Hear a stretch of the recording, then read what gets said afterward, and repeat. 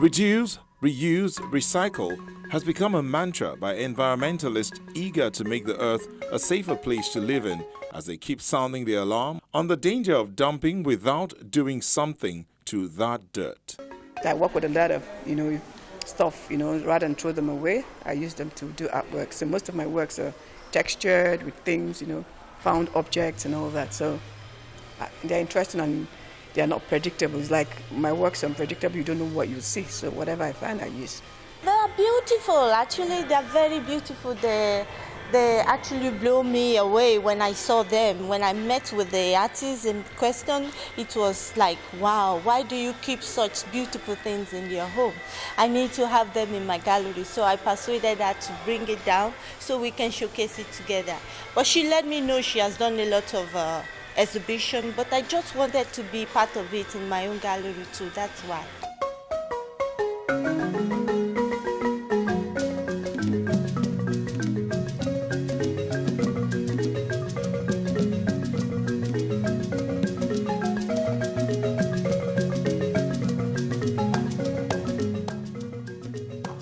Reclaiming the environment by turning its waste to wealth is what Chinze Ojabo has done in her solo exhibition titled Dominating My Environment, has done with these works of art. I do stylized African art, but I try to use recycled materials to work.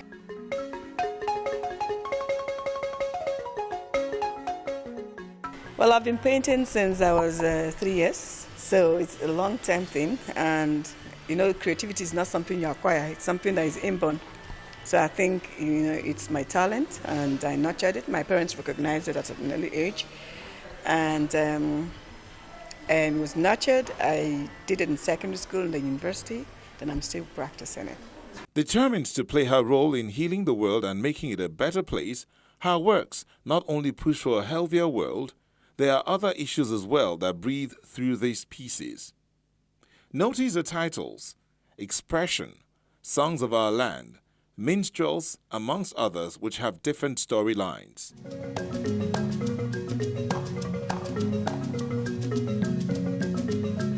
She has also taken the energy captured from traversing different continents and poured it into her works, which raises questions about issues people in Africa try to avoid, like the role of women in the society and why women should raise each other up rather than pull each other down.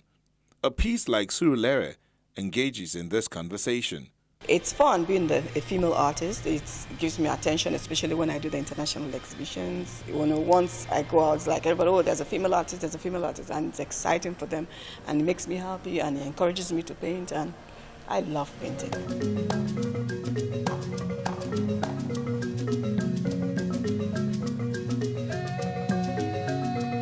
These are ladies, Lagos ladies, you know how they are. They're all so fashionable and nice looking. These are tomato sellers. But rather than, be cool about themselves, they still look very nice and beautiful, all looking nice, selling their tomatoes, doing their business. And the way Surulere is, I call it Surulere at sunset. So that's what this one is all about. She used to be fixated on painting and interior design, which she still engages in.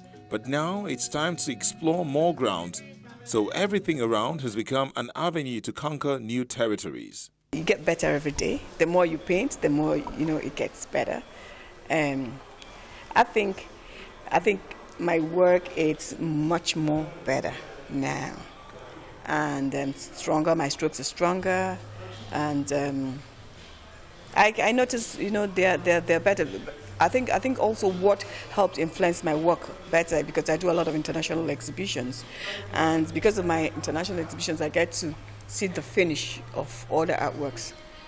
Then I work, to improve in my own strokes and everything. The materials used for these works are your everyday rundown materials, especially when broken or bent. It's seen as useless pieces of garbage, but to artists like Chinze, it's precious and she uses it to create treasure. The works are vibrant in color, highly texturized, so they have a feel to it. More than that, flat surface, no thanks to trash into art technique, and there is no stopping her just yet, because one never knows the next adventure. Everybody should come around and pick something. They are beautiful, they are lovely for your home. You need to have a piece like this from a woman. You know, men always want to dominate the art world, but women, we are telling them no. If it's just a piece to hang on the wall, we can all get all kinds of pictures and put there. Yeah. But with painting, we try to understand the mind of the artist. What's the mood? What was he thinking when he put this into great work?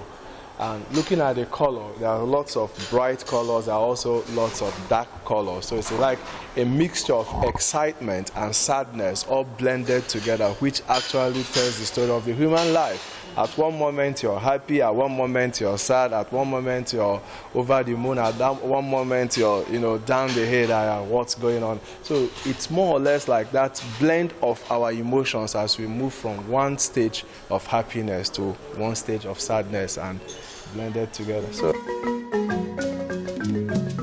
this multi-talented artist is a graduate of the University of Nigeria, Nsukka, and has participated in several group exhibitions. But she's on a mission to encourage other women to brace up to the change they want to see, as there are opportunities lurking in the most unusual places, like the bin, for instance, which is just a metaphor to say, seize the day, make every minute count.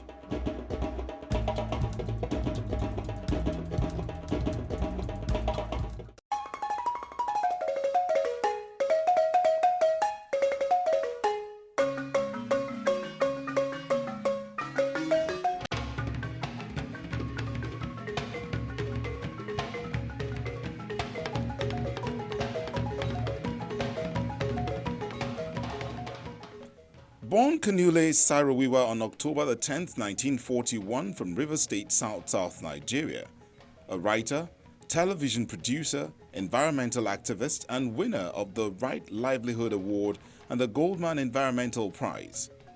He had his early education at the Government College Umuahia and on completion obtained a scholarship to study English at the University of Ibadan. He briefly became a teaching assistant at the University of Lagos. However, he soon took up a government post as a civilian administrator for the port city of Bonny in the Niger Delta, and during the Civil War, he was a strong supporter of the federal cause against the Biafrans. His best-known novel, Soldier Boy, tells the story of a naive village boy recruited to the army during the Nigerian Civil War of 1967 to 1970, and talks about the political corruption and patronage in Nigeria's military regime of the time. Sarawiwa's War Diaries on a Darkling Plain talks about his experience during the war. He was also a successful businessman and television producer. His satirical television series, Bassi and Company, was widely popular with an estimated audience of 30 million. At the peak of his non-violent campaign for the Ogoni people, his life was cut short by the military government. He, along with 8 others, were executed on November the 10th, 1995. Next week on Art House. Life is beautiful, and no one knows that more than Emenike Ogu. This painting is about generally how life has been. Life has been so colorful, so beautiful. The world is beautiful generally. You understand? Because when you look at people, whatever you do, if there's no touch of color in it, it won't be beautiful. People will see it as beauty. Everybody wears colors. See his celebration of life in colors when you tune in next week.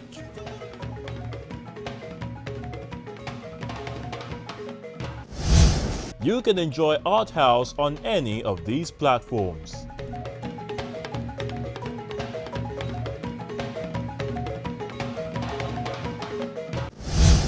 As usual, we had loads of comments on the October Rain exhibition and the art auction that we showed you last week. But why wasn't I surprised? At Fine Face says, I cannot believe this.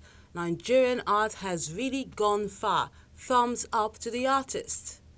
Hashtag October Rain. Then at John Jonah also says it with a hashtag, I am still in shock. The quality of art is really amazing. Well done. I'll probably take more next week. I'll see if I can squeeze them in. But continue to keep the conversation going on online. You know, I always love to hear from you. And you can also see this edition and any other edition of the program on our YouTube page. Thank you so much for spending time with us, and let's do this again next week.